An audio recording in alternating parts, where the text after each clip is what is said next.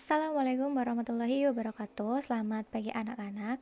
Hari ini Bu Ayu akan berikan materi pada kalian tentang analisis kualitatif. Kimia analitik itu merupakan cabang ilmu kimia yang mempelajari cara melakukan analisis kimia terhadap suatu bahan atau zat kimia. Nah, analisis kimia ini dia dibagi menjadi dua, ada analisis kualitatif dan analisis kuantitatif. Oke. Analisis kualitatif itu bertujuan untuk menemukan atau mengidentifikasi suatu zat, ya. Sedangkan analisa kuantitatif itu bertujuan untuk menentukan jumlahnya, ya.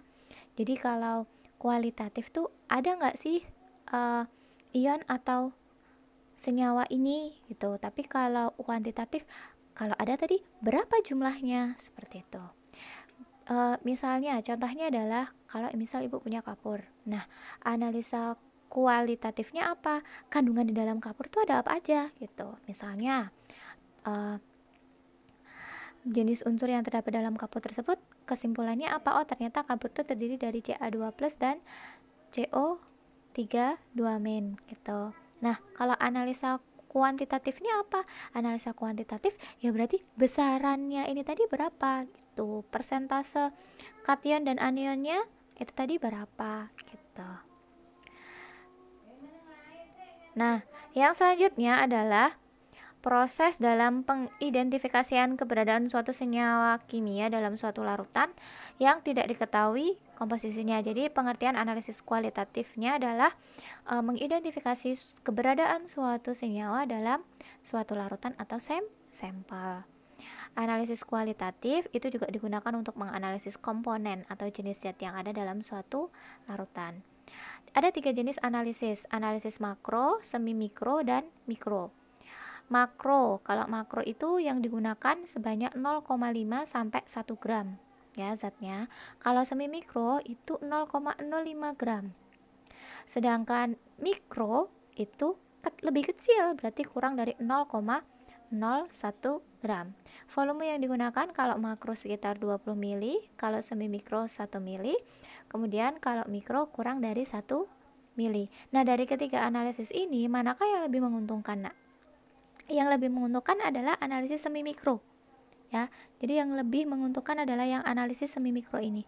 Kenapa? Karena penggunaan zat yang sedikit ini tadi kan otomatis akan menghemat pengeluaran ya, karena bahan kimia itu mahal ya. Kan lebih baik kita menggunakan zat itu secara minimal gitu ya. Kemudian karena sedikit itu tadi, kecepatan analisisnya juga lebih cepat. Dan penggunaan asam sulfida atau reagennya itu juga semakin lebih sedikit gitu ya. Oke. Yang selanjutnya adalah jenis uji dalam analisis kualitatif. Ada 2 uji kering dan uji basah. Uji kering itu tanpa melarutkan sampel. Jadi reaksi ini dapat dilakukan dengan pemanasan dan uji nyala. Sedangkan uji basah itu zat yang akan dianalisis dilarutkan terlebih dahulu dalam suatu pelarut yang tepat. Dalam uji nyala ada beberapa alat yang digunakan.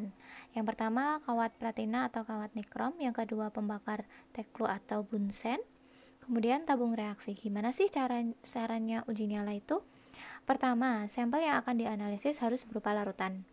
Kemudian yang kedua harus kawat platinanya dicelupkan ke dalam HCl pekat, lalu dipijarkan dengan pembakar. Jadi kawat platinanya dimasukkan dalam HCl pekat.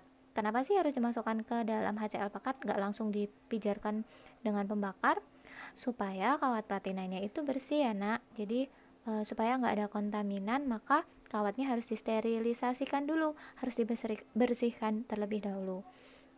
Baru setelah itu kawat platinanya yang sudah dibersihkan itu tadi dicelupkan ke dalam sampel yang akan diuji. Nah, setelah itu habis dicelupin, kita pijarkan lagi ya, supaya tahu, oh nanti setelah dipijarkan nyalanya apa nih. Nah, setelah itu baru nanti dilihat dengan warna uji nyalanya. Oh, kalau warnanya kuning berarti natrium gitu. Jadi cocokin sama warnanya seperti itu. Nah, tadi reaksi kering ya. Kalau reaksi basah itu tadi kan larutannya dilarutkan dengan pelarut ya. Nah, pelarut yang biasa digunakan ada aquades, bisa dingin bisa panas, ada asam klorida, bisa dingin juga bisa panas. Kemudian asam klorida, asam nitrat encer, asam nitrat pekat, dan yang terakhir ada aqua regia. Gitu. Sekian video pembelajaran dari Bu Ayu, semoga bermanfaat. Selamat belajar. Sampai ketemu di video selanjutnya.